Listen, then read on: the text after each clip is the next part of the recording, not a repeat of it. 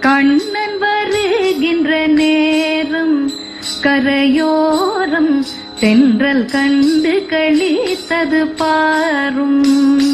கானத்திடை மோன குயிலோசை கிடையான தரமான குழலிசை கேளும்.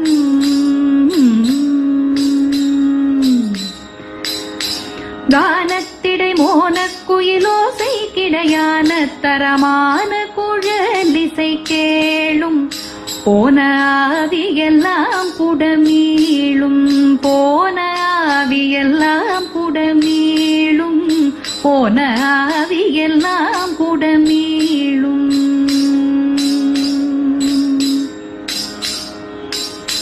சல்ல சலதமிட்டோ